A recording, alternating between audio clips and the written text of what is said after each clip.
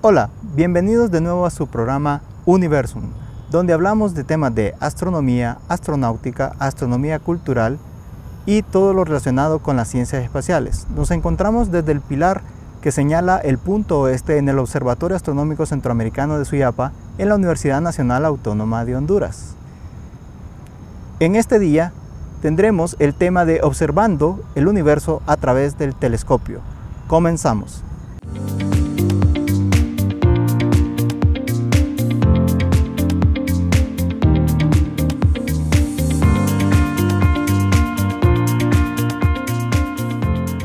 Nos encontramos con el profesor Miguel Chan Díaz, profesor del Departamento de Astronomía y Astrofísica y de la licenciatura en Astronomía y Astrofísica, para hablarnos sobre este interesante tema. Mucho gusto, profesor, un placer tenerlo con nosotros. Gracias. Este día vamos a hablar sobre cómo los astrónomos vemos al espacio a través de un instrumento conocido como el telescopio. Pero para eso tenemos que hablar de primero el concepto de la luz, que es lo que vemos a través del telescopio. Profesor, ¿qué sería la luz? Cuando nosotros mencionamos la luz, estamos muy acostumbrados a pensar en el sol, en una lámpara.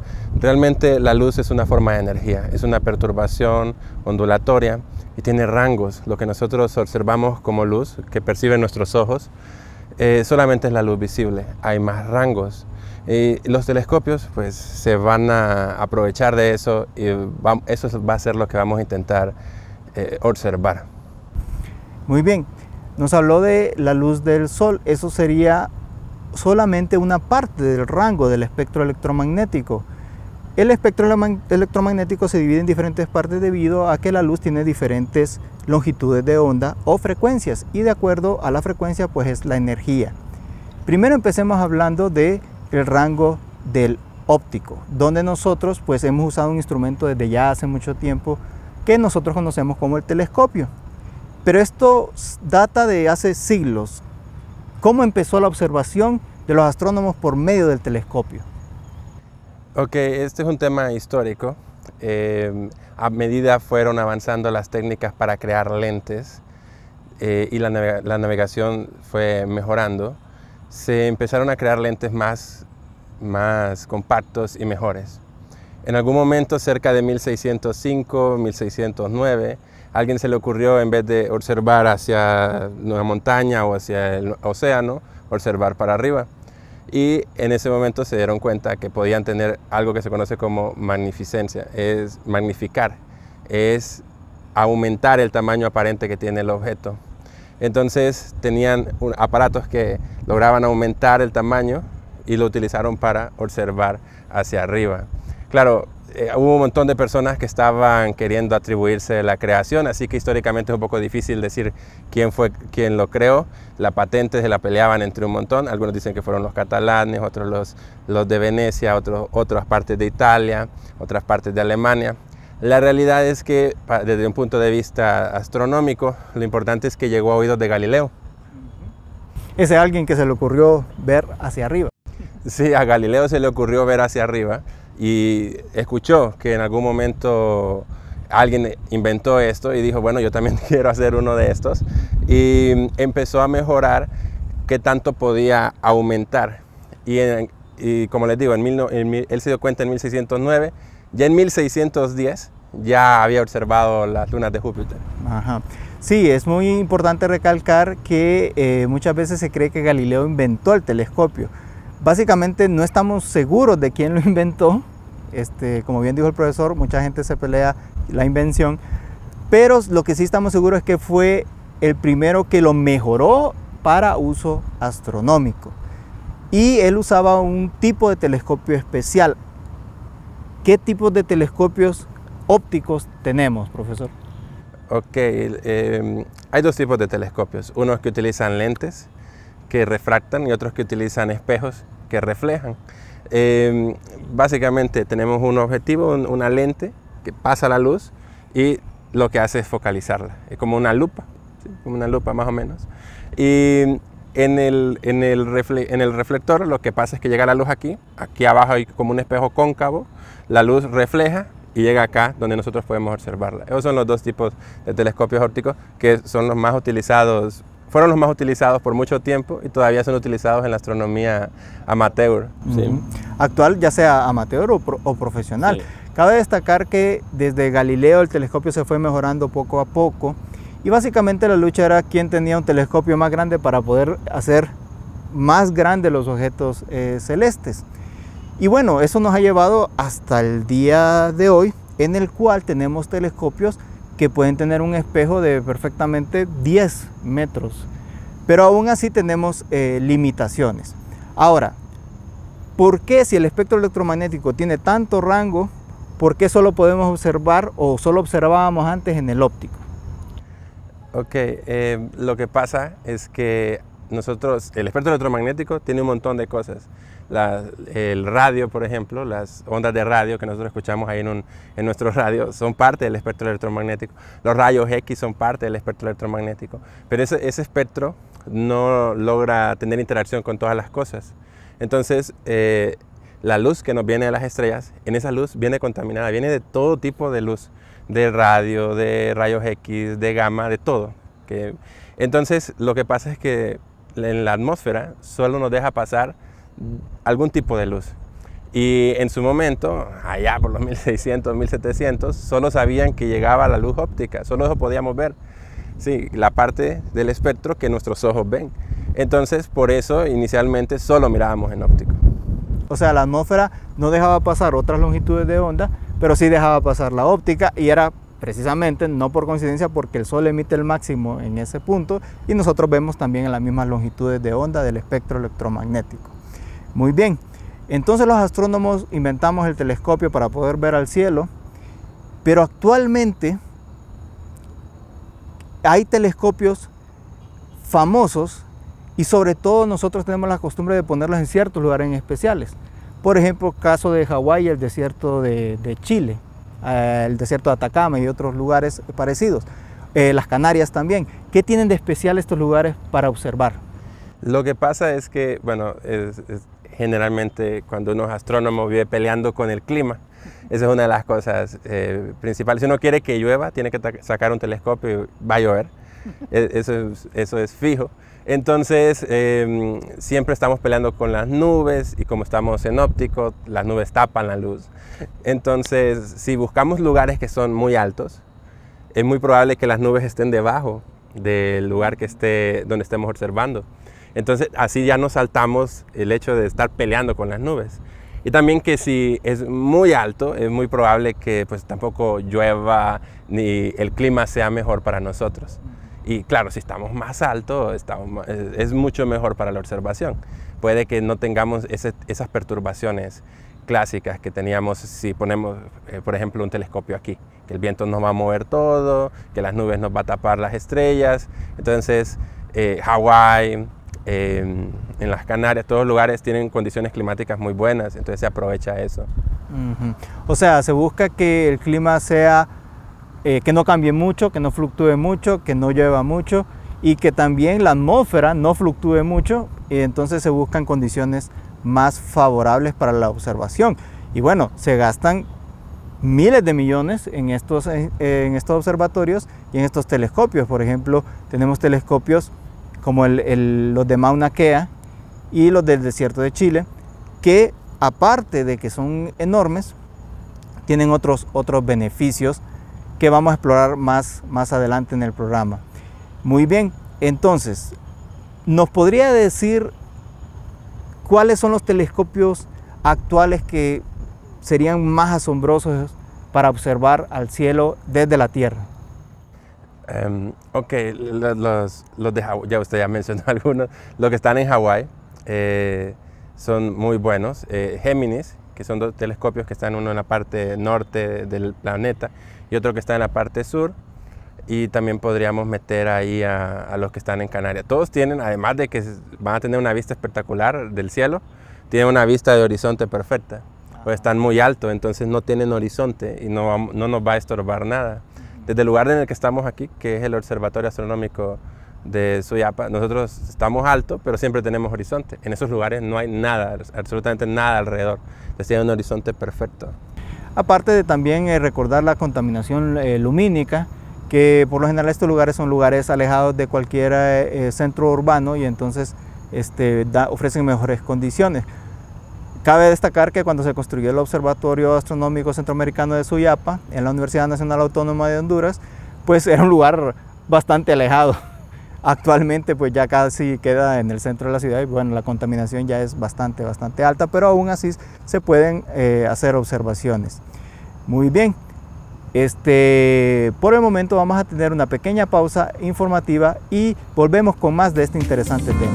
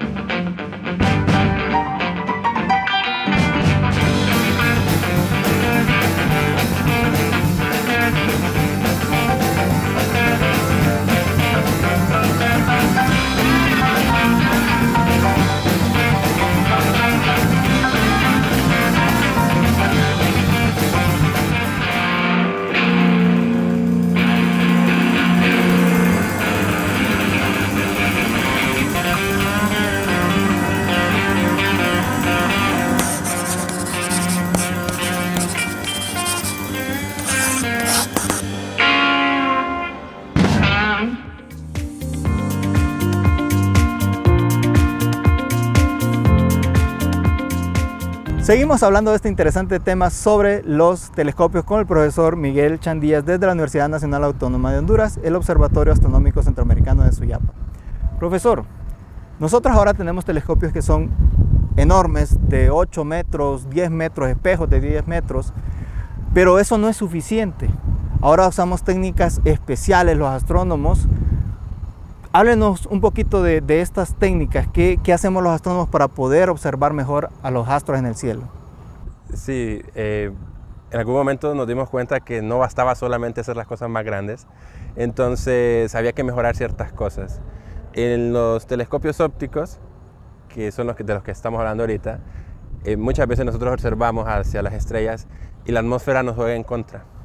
La atmósfera es como... Si hablamos de observación, es como que nosotros pongamos una luz debajo de un estanque de agua, podría ser, sí. Sí, y lo que va a pasar es que la fluctuación del agua hace que la luz fluctúe y entonces es muy difícil para nosotros tener una imagen clara. Entonces tenemos que adaptarnos, tenemos que adaptarnos a eso, sí, y a esto le vamos a llamar óptica adaptativa. Entonces vamos a crear un ambiente en el cual nosotros nos vamos a adaptar. Y hay un montón de técnicas y una de ellas incluye que el espejo tenga pequeñas variaciones para que se adapte a las variaciones de la atmósfera y nosotros poder mejorar la imagen. Eso es muy bueno porque permite a telescopios ópticos competir con otros telescopios que serían de mucho mayor calibre que ellos. Entonces, en términos de dinero, es muy bueno y es una tecnología bastante fuerte.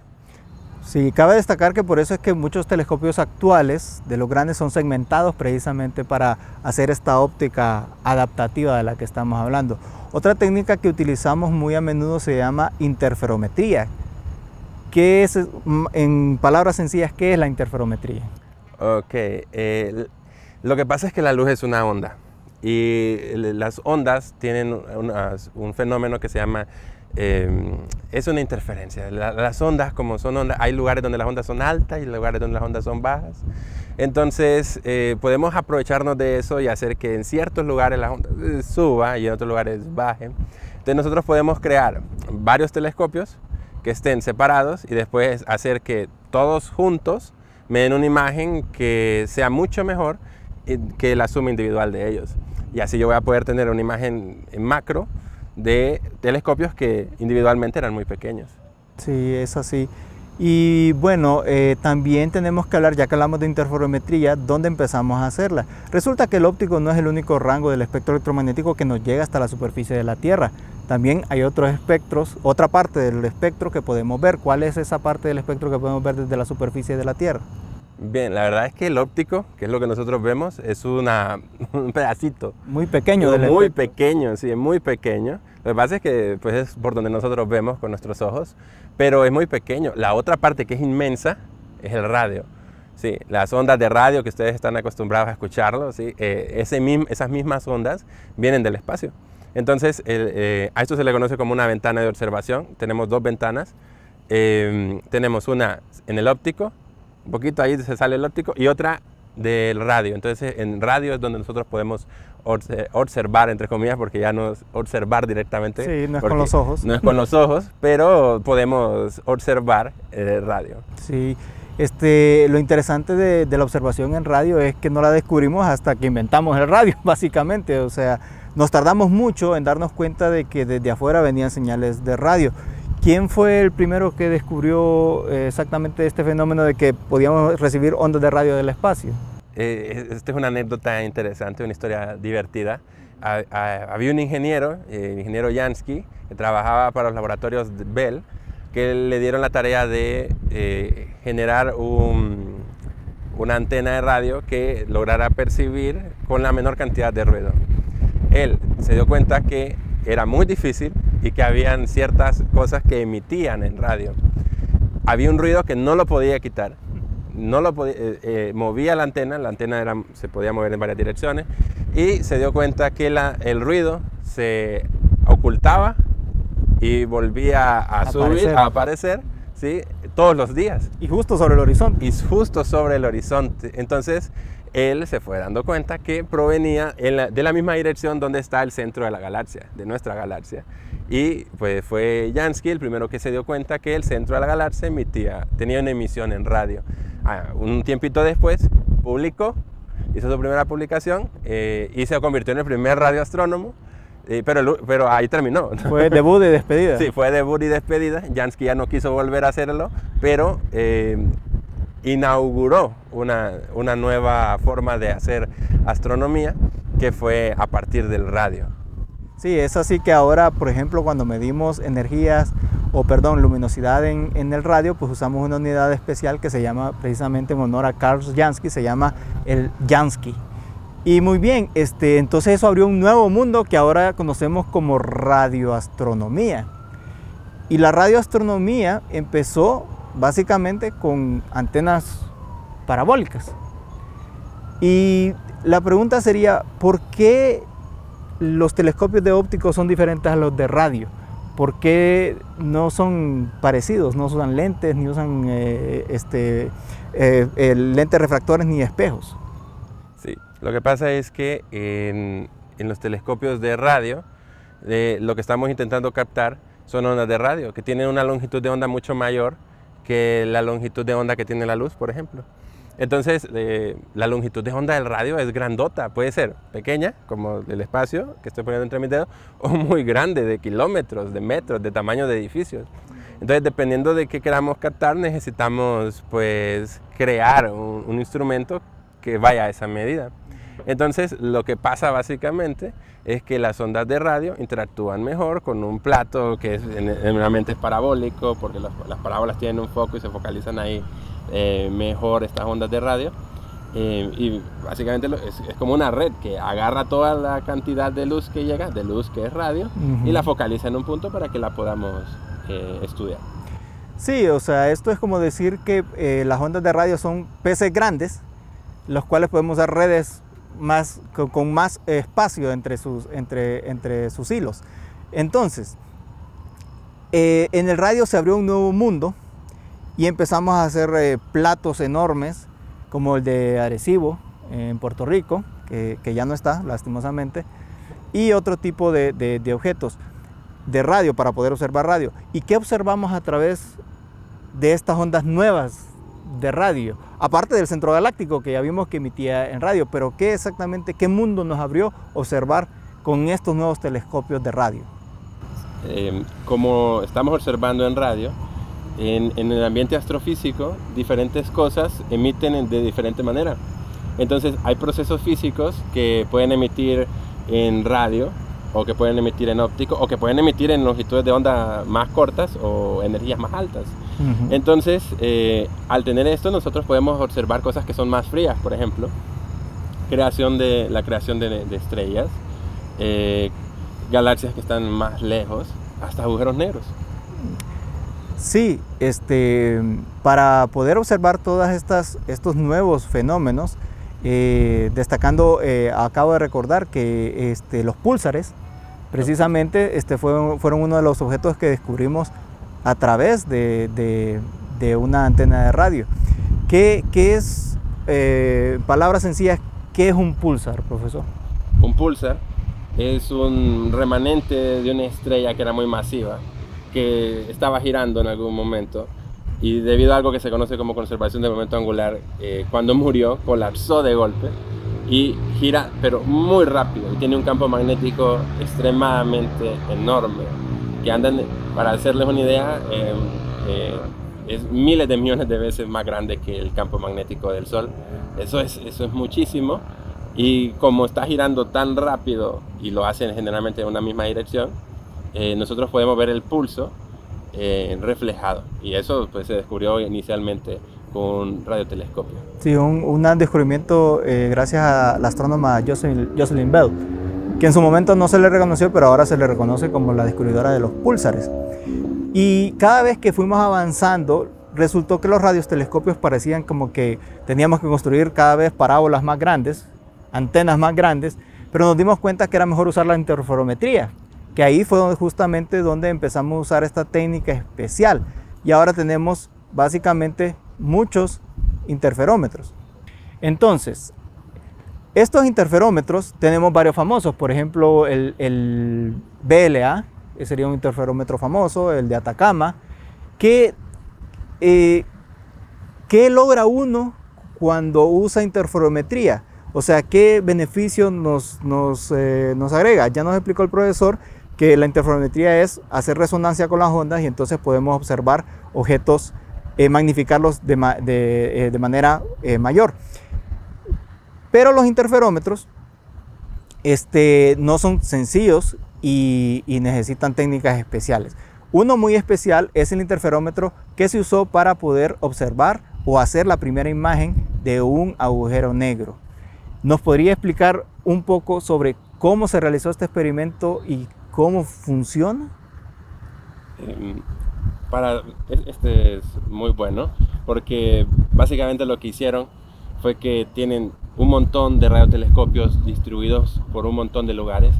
Cuando hablamos de interferometría, lo que queremos es que la resolución que vamos a lograr obtener por estos telescopios es proporcional a qué tan alejados estén entre ellos. Es el equivalente, o sea, si yo agarro dos radiotelescopios y los pongo a unos 10 kilómetros, es el equivalente a tener un radiotelescopio más o menos de un plato de ese tamaño. Un plato de ese tamaño. Entonces, claro, lo mejor para poder observar algo que está muy lejos sería agarrar un montón de radiotelescopios que estén distribuidos por todo el planeta. Y que estén lo más lejos posible. Y que estén lo más lejos posible. Entonces, eso fue justamente lo que hicieron. Pusieron un montón de radiotelescopios para hacer interferometría, que estuvieran muy lejos, punto por aquí, radiotelescopio por allá, de tal forma que el plato equivalente sería del tamaño del planeta. Es una cosa enorme, y con eso nosotros podemos tener mayor resolución. Tener mayor resolución, y después de muchas mediciones poder obtener los datos del objeto en cuestión, que en este caso era un agujero negro. No era tan fácil, no es así como que vamos a tomar una foto, no es como en el óptico, hay que hacer un montón de cosas, pero ahí parte.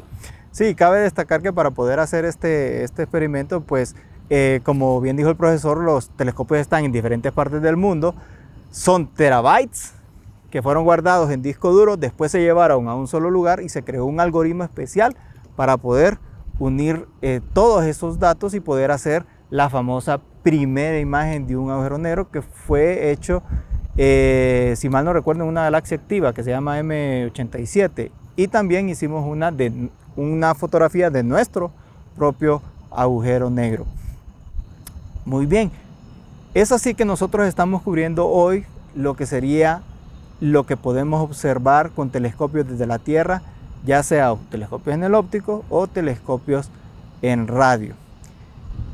Un último punto que quiero traer es que no es la única manera que observamos, ¿verdad, profesor? Nosotros, pues, desde que empezó la era espacial podemos observar afuera. ¿Qué me podría decir sobre los telescopios que están afuera de manera rápida? Como nosotros solo tenemos nuestras 2 ventanas aquí en la Tierra, para poder observar las otras ventanas tenemos que ir subiendo y subiendo la atmósfera. Entonces, ya en el espacio no está la atmósfera, o la es muy tenue, entonces nosotros vamos a poder observar en todo el rango del espectro electromagnético. Entonces, los telescopios que están afuera, hay muchos de ellos que están en rayos X, en gamma, ¿sí? También hay de los otros, pero nos podemos aprovechar de eso. Y eso nos va a dar más información porque nos abre la vista a otros procesos físicos que hay en el universo. Muy bien, muchas gracias. Le agradecemos al profesor Miguel Chandías por habernos acompañado hoy, y este tema será el de nuestro próximo programa, Telescopios en el Espacio. Muchas gracias, profesor, le agradecemos su presencia y los invitamos para nuestro próximo programa de Universum, desde el Observatorio Astronómico Centroamericano de Suyapa en la Universidad Nacional Autónoma de Honduras, a través del canal de la universidad. Muchas gracias.